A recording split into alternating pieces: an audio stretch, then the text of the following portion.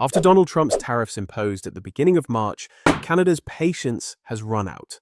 In the first days of Canada's new Prime Minister's term, the province of Ontario's $110 billion trade move against the United States is taking North America's trade friction to a new level. Well, new this midday, the Canadian province of Ontario announced a 25% electricity surcharge to the U.S. We're following the breaking news. President Trump saying he is now doubling the tariffs on Canadian aluminum and steel. For weeks now, we've been faced with so much uncertainty coming from President Trump. On Canada, Doug Ford, the Premier of Ontario, says he's now imposing a 25% retaliatory tariff. The Canadian province of Ontario has taken a major step that has the potential to shake not only its neighbours' energy markets, but the entire global economy by imposing a 25% tariff on electricity exports to the United States. This additional cost of $110 billion United States dollars could have a profound impact not only on energy supplies, but also on relations between Canada and the United States. So why did Ontario impose a tax on electricity sold to the United States? How could President Donald Trump's retaliation affect the Canadian economy? And most importantly, how will Canada's new Prime Minister Mark Carney manage this crisis? What is Canada aiming for with this shift in the energy sector? These developments will resonate politically as well as economically between the United States and Canada. Under the leadership of Canada's new Prime Minister Mark Carney, the country is on the verge of a fundamental transformation in its domestic and foreign policy. Here, we take a step-by-step look behind the scenes of the North American trade tensions, how Trump's threats are being received in Canada, and what role the new Prime Minister Mark Carney will play in these tensions. Ready when you are. Earlier this week, Ontario imposed a 25% surcharge on electricity exported to the United States, which the government said could be increased if the United States further escalates trade tensions. For weeks now, we've been faced with so much uncertainty coming from President Trump. Each day brings new tariff threats. Now, Ontario Premier Doug Ford announced that Ontario is raising the price of electricity the province supplies to 1.5 million homes in Minnesota, New York, and Michigan, in retaliation for President Donald Trump's tariffs on Canadian goods. I feel very sorry for the American people because the American people did not start this trade war. There is only one person responsible, and that is President Trump.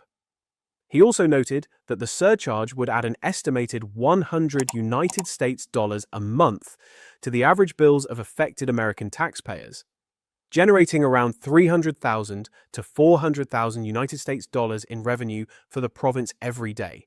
He announced that this additional revenue would be used to reduce electricity bills for taxpayers in Ontario. Canada's move means a $110 billion United States dollars annual burden on United States electricity imports from Canada. Ford also made an important statement about future relations. The two strongest, most resilient, wealthiest, and safest nations in the world, he said. I have met with the three governors, and they understand the situation we are in.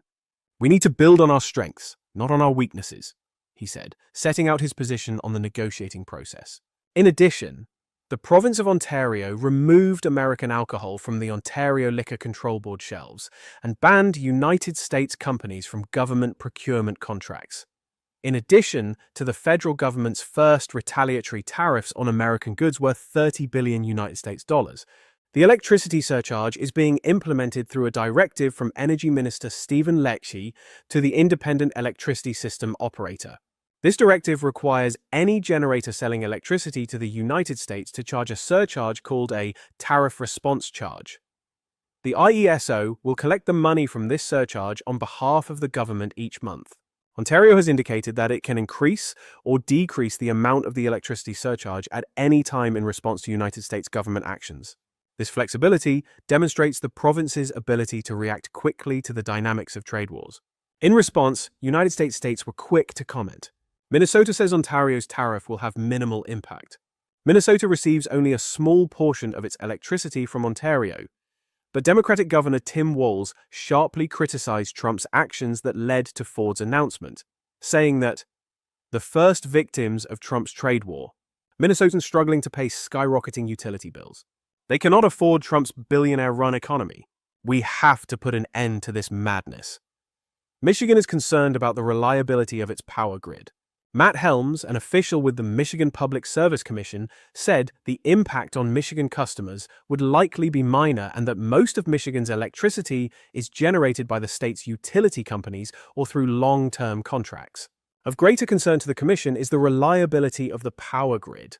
Because electricity flows between the United States and Canada as part of an interconnected system, any action to limit or disrupt these flows would remove a layer of protection and make us all, both Canadians and Americans, more vulnerable to grid-scale disruptions, Helms said. In New York, Governor Kathy Hochul said she had ordered state energy officials to conduct a review of how much the tariffs could increase electricity and other energy costs in the state. These federal tariffs were poorly designed from the outset. Crafted in secret without transparency or clear economic justification, they have only served to destabilize our capital markets and create uncertainty among New York families and businesses, said Hochul, a Democrat. Trump's reaction to Ontario's decision was harsh. Trump opposed the surcharge, calling Canada a tariff abuser. He reiterated that the United States no longer needs Canada's resources and will no longer subsidize Canada. Because our tariffs are reciprocal, we will take them all back on April 2nd, he said. To address this threat, Ford indicated that the amount of electricity generated by hydroelectric power plants could be reduced.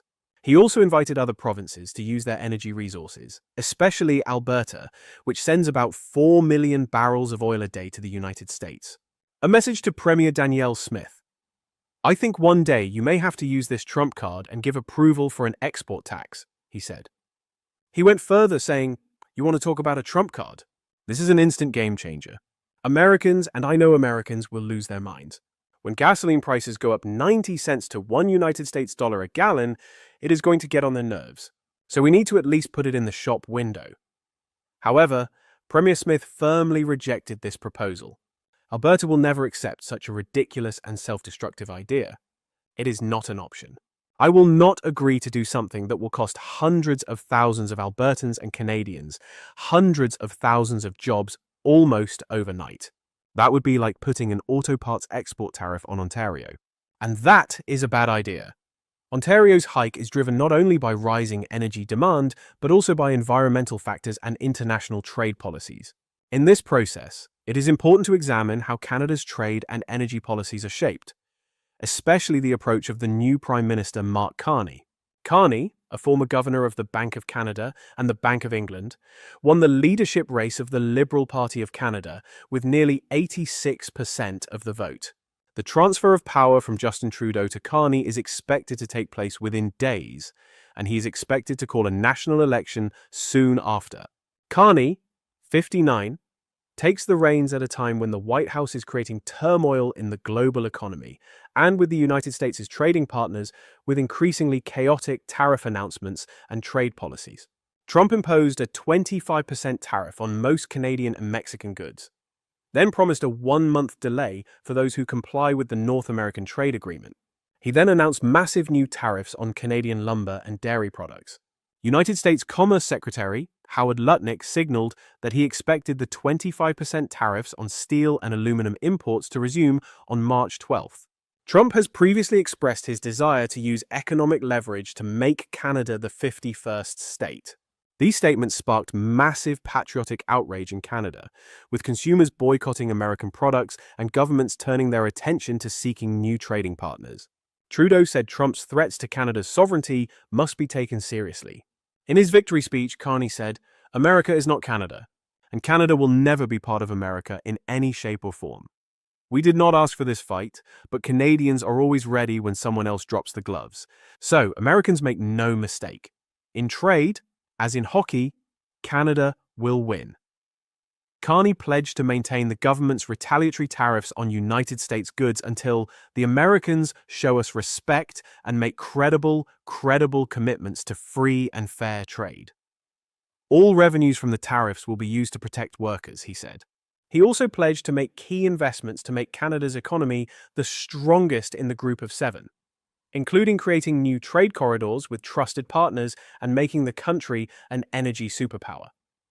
Throughout the leadership race, Carney has presented himself as an experienced crisis manager, having led major central banks at key moments during the global financial crisis. in Canada and in the United Kingdom during its turbulent exit from the European Union.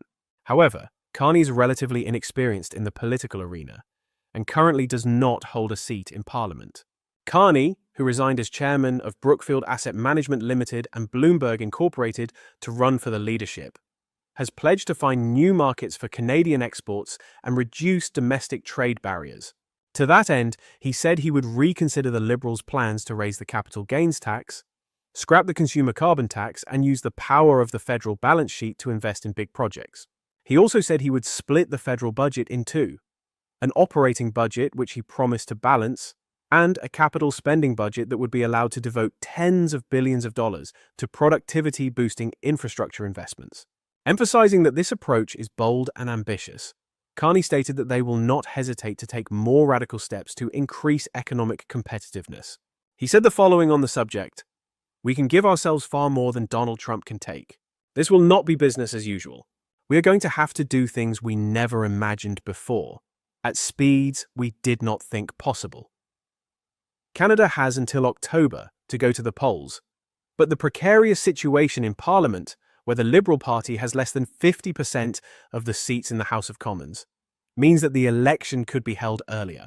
Carney has to decide whether to drag the country to an election in the spring, leaving it to an interim government for a few weeks when the trade war could intensify, or to try to govern for a while longer with the support of at least one opposition party.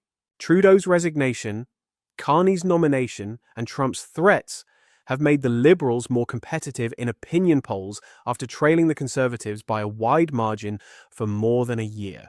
The Conservatives have been running frequent attack ads against Carney for weeks. Conservative leader Pierre Poilievre accused Carney of not being transparent about his promises and business interests, and called on him to proactively disclose his financial holdings to reveal potential conflicts of interest. The Conservatives also targeted Carney when he tried to downplay his role in Brookfield's decision to move its headquarters to New York last year.